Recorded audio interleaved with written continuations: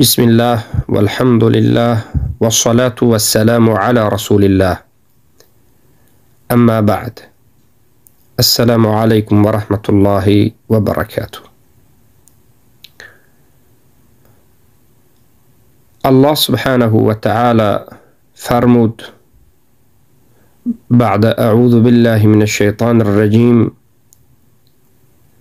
ولا تحسبن الله غافلا عما يعمل الظالمون. هرگز مپندارید که الله سبحانه و تعالی از عملهای ظالمان غافل است.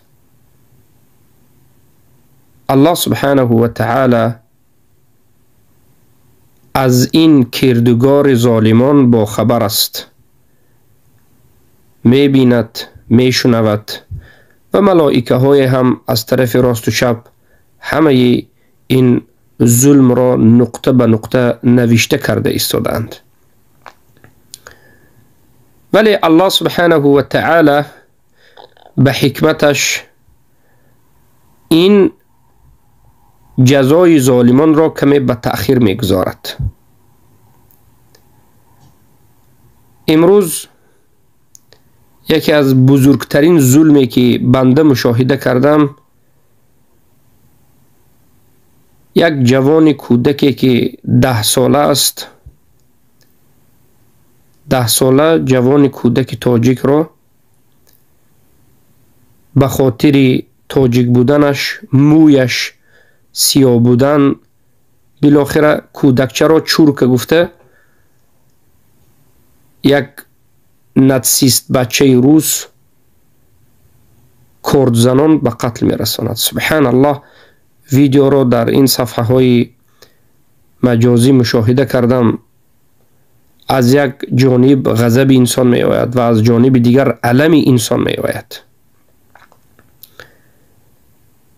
این مردمی که در حقیقت بیچاره گشتند، این مردمی که در هیچ جای روی خوش به اینها کسی ندارد، سببش در چیست؟ یک کودک، یک 10 ساله پسر بچه را به این بیرحمی به قتل رسانیدن به خاطر تاجیک بودنش. سبحان الله، اول به کمرش یک کرد میزند و سپس وقتی که این کودکی بیچاره داد و فریاد میکند، دادا گفته داد کرد یا داده میگه، داده گفته داد و فریاد کرده، وقتی که به زمین میغلطد فقط کرد رو به گلویش میزند که از گلویش، البته که یک چند مرتبه کرد رو تکرارن که زد، او در همون جا وفات میکند. لیکن اوی سبحان الله، این بیقدرتی، این ضعف، این بیعزتی، این همه تحقیرهایی که می شود از قتل و کشتار و غیره و غیره، انسان می بیند، البته علم میکند. اما سوال بار دیگر همون سوالی که در اول دادیم، چرا به بالای محض به بالای تاجیک ها؟ زیرا که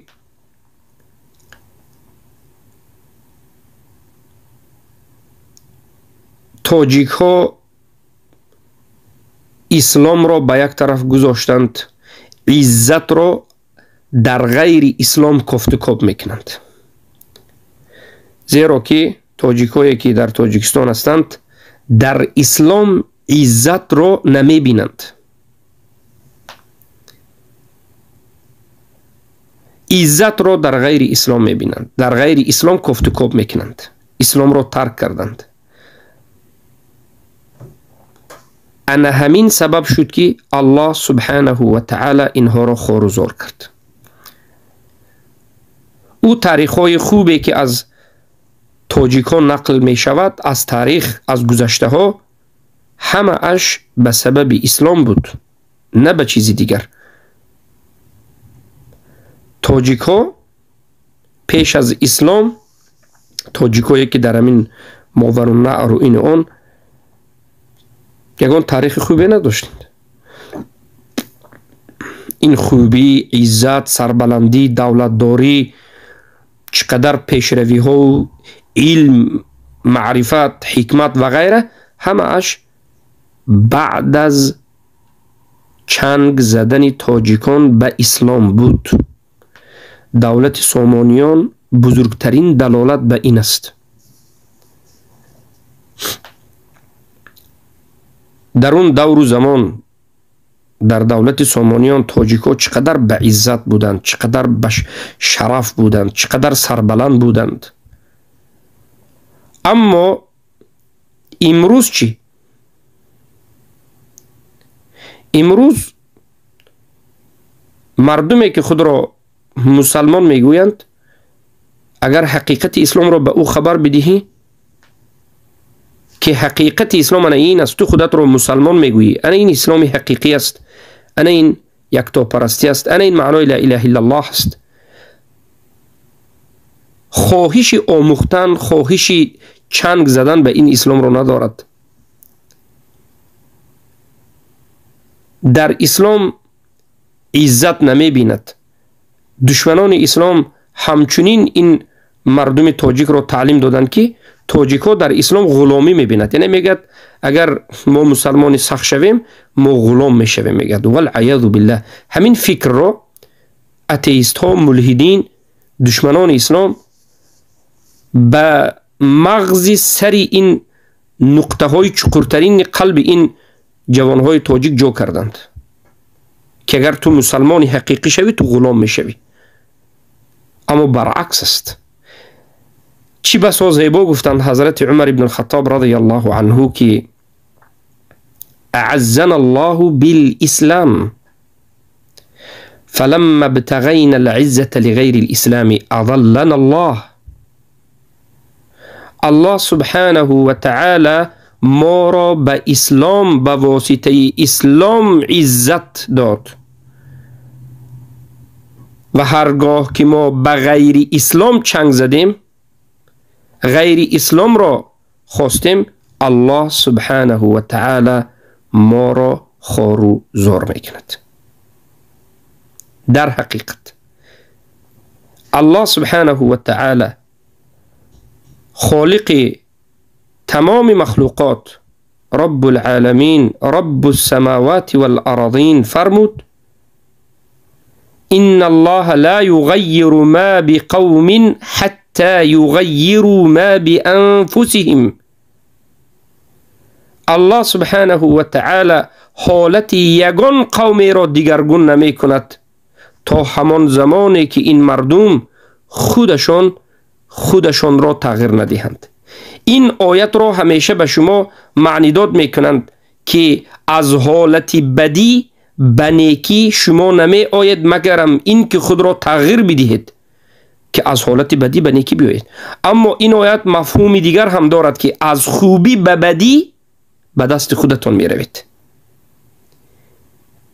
یعنی از هر دو معنا، قومی که خوب بودند، عزتمند بودند، سربلند بودند، به دست خودشون به همون راهی که انتخاب کردند که خودشون را تغییر دادند، به فحش، به گناه، به کفر، به شرک، به ذلت راضی شدند و روانه گشتند، پس خودشون را از حالت عزت به غلامی به پسترین حالت آوردند. الله سبحانه و تعالی یک قوم عزتمند را یک باره خوار و زار نمی کند. همان وقت یک قوم خوار و زار می شود که خودش را به همون خواری و زاری برد، به همون بیعزتی، به همون شرمندگی، به همون پستی، به همون غلامی سزاوار شود. وقتی که مردم به همون پستی و غلامی و خواری و زاری به همون مرحله رسیدند، خودشان را رسانیدند، البته که الله سبحانه و تعالی به آنها همین چیز را میدهد. و این چنین الله سبحانه و تعالی غلام را، پست را، در حالت بد و در حالت مشقت بوده را، یعنی در حالت هایی که پست و در حالت های وزنینی بوده را، همان وقت به حالت خوبی و عزت و سربلندی می رساند که خود این مردم برای رسیدن به عزت، رسیدن به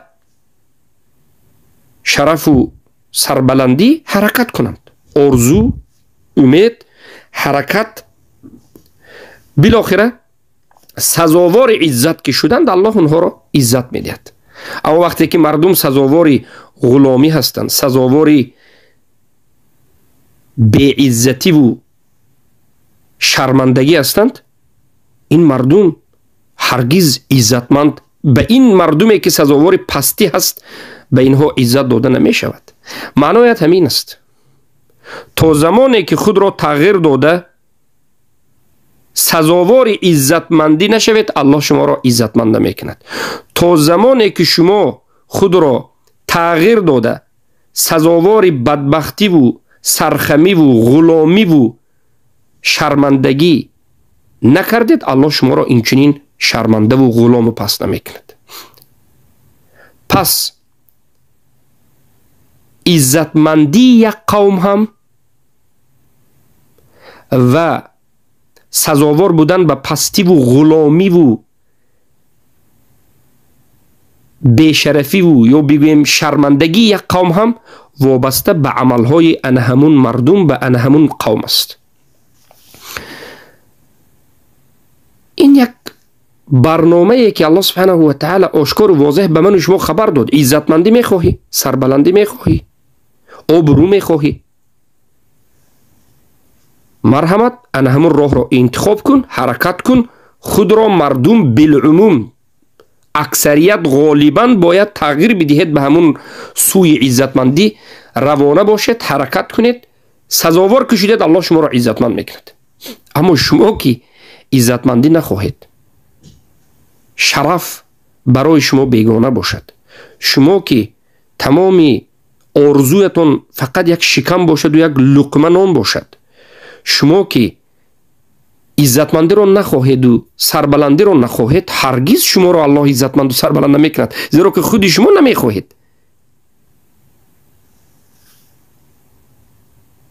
سبحان الله، سبحان الله. بعضی ها امروز می نالند که چرا تاجیک ها از بین بسیار مردم بخصوص تاجیک ها به همین حالت وزنین گرفتار شد. جوابش همین آیت است. برای آن که تاجیک ها خودشون همین غلامی، پستی و بیعزتی را انتخاب کردند. عملهایی که انجام میدهند همه اش به طرف بیعزتی و غلامی روانه کرده شده است. یعنی مختصر اگر بگویم این مردم سزاوار همین بیعزتی هستند. از کجا میفهمیم سزاوار این بیعزتی بودنشون را؟ از عملهایشان، از کردارشان. عمل و کردارشان موافق رضایتی الله نیست. عملی که این مردم میکنند، راهی را که پیشنهاد گرفت انتخاب کردن، الله راضی نیست. نه از راهی انتخاب کرده حکومت طاغوتی الله راضی است، الله به این حکومت کفار غضب کرده است. نه از این به نام حزبی هایی که گوناگون هستند و خود را مخالف میگویند و عدل میخواهند، و از این راه الله سبحانه و تعالی راضی نیست. از اول تا آخرش این کفر است، خیانت است. نه از این راهی که مردمی عادی که در این منطقه زندگی میکنند، از اینها هم از عملشان میبینیم که عملشان رضا کننده الله سبحانه و تعالی نیست، زیرا که از دین خود بیخبرند، از توحید بیخبرند، از فحش و فاحشه و کفر و شرک و گناه دست نمیکشند. من یک چند روز قبل یک کمی فکر کردم، خیلی خود به خود به فکر داخل شدم. همه من و شما صفحه های مجازی رو میبینیم، از اخبار باشد، یوتیوب، اینستاگرام، تیک تاک و صفحه های گوناگون زیاد است. همه ملت به خود یک بگویم نمایش، همه ملت از خود یک نمایش دارند، از خود یک چیزی رو نشان میدهند. همه ملت به یگان چیز ملت خودشون رو مشغول کردند. بله، مثلا کوکزی ها رو بسیارتر ببینید، داغستان، چچن و غیره، جوانهایش در این صفحه های مجازی همیشه درباره سپورت، عادتاً درباره مردانگی و مشق های گوناگون، بربه و گوشتین و اینا صحبت میکنند. عرب ها را، کشوری مثلا مصر و بعضی عرب ها در صفحه های مجازیشون همیشه در بین مردم گفتگو درباره تلاوت قرآن است. خصوصا مردم عرب و به خصوص مصر در صفحه های مجازی ببینید زنش مردش همیشه درباره تلاوت قرآن صحبت میکند. در بین مردم گپ چی نویگری همیشه درباره قرآن است. اینش زیباتر خوند، اینش باز یک نمودی دیگر و غیره و غیره. همه این نویگری تلاوت های زیباترین رو ما از این طرف میبینیم. و قسمی از مردم به خطبه و به شجاعت بسیار مشهور معروف است. درباره شجاعت و غیره همیشه صحبت میکرد. اما وقتی که مردم تاجیک رو نظر میکنید، مردم تاجیک در کجای نباشند فقط به دو چیز من مشاهده کردم. اگر خطا کنم به من بگید که خطا کردی و اثبات کنید که من خطا کردم. به دو چیز معروفند: رقص، سرود. همه دیوانگی و بیعقلی و جاهلیتی که در گرد رقص و بازی و سرود هست، از نشعه و مستی و دیوانگی و حقارت و این و آن که در همین مجلس های شیطانی وجود دارد، از رقص و سرود. و بعد از این همون غذا خوردن، گیجا نروند از غذا خوردن گپ میزنند یا رسم میگیرند، یا که رقص و سرود. بالاخره به همون رقص و سرود لباس هاشون هم داخل میشد. دیگر این مردم از خود چی نشون میدهند؟ نه، در بین این مردم گپ درباره قرآن اصلا نمی رود. گپ درباره سنت و دین اصلا نمی رود. گپ درباره آداب و اخلاق نیست. گپ درباره عزت و سربلندی و شجاعت اصلا وجود ندارد. در بین این جوانهایی که از همون مردم تاجیک هستند میبینیم درباره یعنی مردانگی، شجاعت، راستی، صداقت، قوی بودن و سربلند بودن و شرمنده نشدن و سربلند بودن اصلا گپ نمی رود. جوانهای تاجیک در یوتیوب تماشا بکنید با کدام کار مشغول است. خودش کسی که مسلمان میگه یا کفر میگه، همه اش فقط همین غیبت، حقارت، دشنام، تهمت، فحاشی و غیر و غیره. حتی کارشون به همون مکه و مدینه هم رفته رسید. در همون جا همون کار اخمقی بی‌ادبی که میکنند همون جا هم رسو کردند تا جایی که ما خبر پیدا کردیم. لیکن بالاخره آخر این مردمی که حالتشون همچنین باشد، البته که سزاوار خواری، زاری، شرمندگی، سرخمی هستند. یکی این مردم هرگز دو نمی شود. گفته که کمپرهای تاجیک میگن یکی دو نمی شود، این یکی نمی مردم دو نمی شود. هرگز اینها در بالای یک چیز جمع نمی شوند. بزرگترین چیز سعادتمندی این دنیا و آخره به دست میآورد. توحید چنگ نمی زنند به خاطر دنیا. حالا در روسیه چندین مراتب کودکچه ها کشته شد. به خاطر چی؟ میگه این مسلمان است، چورکه هست، کشته شود. میگه کشته میشد. این بیچاره کشته شده یک وقت وفات میکند، یک هفته دو هفته گپ کار با فراموش میشود. نه فراموش در هفته است چقدر. از یک طرف جوانهای تاجیک به خاطر همین کشور در جنگ ها رفته، به خاطر حمایت این ناتسیست ها مرده ایستادند. از یک طرف غلامی، فروش همدیگر. وای بر حال آن قومی که خود را مسلمان بگوید و حالتش همچنین باشد. وای بر حال آن کسانی که حالتشان چنین باشد. لیکن ما چی بکنیم؟ ما چی کار بکنیم؟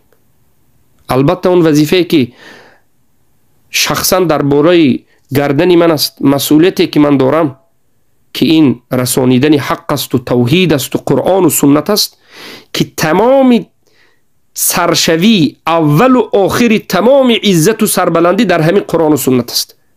مردم به چندین سال هاست که به قدر استطاعت خود رسانیده شدیم. اما متاسفانه لشکر شیطان هم کار خود را کرده ایستاده است.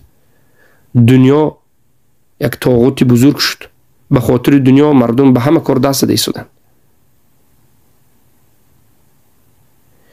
لیکن متاسفانه امروز حالت به همچنین رسید که در تمام دنیا وقتی که تو خودت رو همچون یک مسلمان تاجیک میگویی، به دو چیز به تو به نظری بد نظر میکنم. به دو چیز. چیزی اول، یکم، اگر تو خودت رو مسلمان تاجیک بگویی، شکل مسلمانی داشته باشی، همچون تروریست. تاجیک همچون تروریست. تو رو تحقیق میکنند یا دپورت یا حتی حبس به یگان شرط و شروط، مثلا شاید حبس کنند و غیره و غیره. دومین چیز، یک قوم، دومین چیزی که حتما در پهلوی این که تو رو تروریست یا تو رو روسیو میگویند، یگان عیبدار. دومین نقطه که حتما همراه این به تو باز میگویند و ضرر میرسد یا معامله به زبان حالشان به تو میفهمانند، تو بی عزت هستی، تو هیچ کسی نیستی، تو حمایتگری، یک در پهلویت یک عزت اصلا خیلی چیزا وجود ندارد.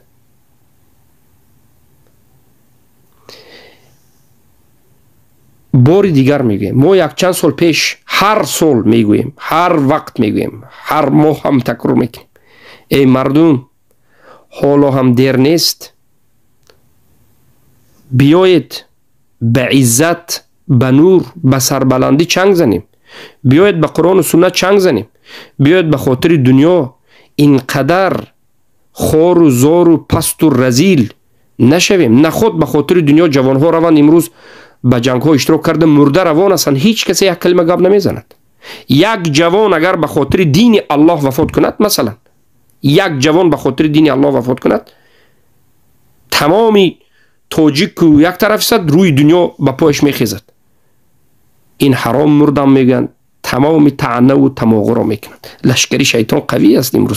امروز لشکری شیطان سبحان الله بسیار کارها رو دارد میکرد، لعنهم الله. اما امروز هر روز یک چند جوان ها در جنگ های بیگانه مرده ایستادند، مجبورا آنها را برده کشته ایستادند. مرحمت یک 10 سالچه بیچاره رو کشتند، یک کس نمیگید. سببش خود شما مردم، خود شما هستید. سببش این که از دین روی گردانیده، سببش این که به دین چنگ نزده ایستادید، سببش این که عزتمندی رو خود شما نمیخواید، سببش این که از دین روی گردانیدید، بین همدیگر تفریقه دارید. یگانه راه حل، بیایید به دینتون چنگ زنید، به قرآن و سنت چنگ زنید، به دینتون چنگ زنید، مستحکم چنگ زنید و تفریقه رو از بینتون نابود کنید. یک جا باشید، یک دسته باشید، با دین، با توحید، با لا اله الا الله. این مردم دیگر به یگان چیز یک جا کرده نمی شود، به یگان چیز این قومگرایی، ملتگرایی رو گم کرده نمی شود. یگانه چیزی که ما رو سربلند میکند، عزتمند میکند، فرزندهای ما رو سربلند و عزتمند میکند، که دیگرها پیش از این که به بالای فرزندهای ما ضربه بردارند، دست بردارند، کرد بردارند، کمی فکر میکنند پیش از این که کرد بردارند و فرزندهای ما رو کشند، کمی فکر میکنند، شاید از ترس دیگر این کار نکنند. همان وقتی که ما واقعا پیروان دینمون باشیم، پیروان اسلام باشیم، مؤمن و موحد باشیم و همه دیگر را همچون یک برادر مسلمان حق و حقوقش را بجاریم، تا همان وقت ما دیگر از این مشکلی ها، از این سرخمی ها، از این غلامی ها، از این درد ها، از این گریه ها و ناله ها، از این کودک ها کشته شدن ها ما برآمده نمیتوانیم. الله المستعان، الله المستعان. باور بکنید علم باور است. الله را دعا میکنیم که اللهم اهد قومی فانهم لا يعلمون. الله قومم را، این مردم را، این همزبانم را هدایت کن که آنها نمیدانند. الله هدایتشون کن. الله اهل عزت و سربلندیشون کن. اهل ایمان و توحید کن که به سبب ایمان و توحید اهل عزت و سربلندی باشند. برحمتك یا ارحم الراحمین.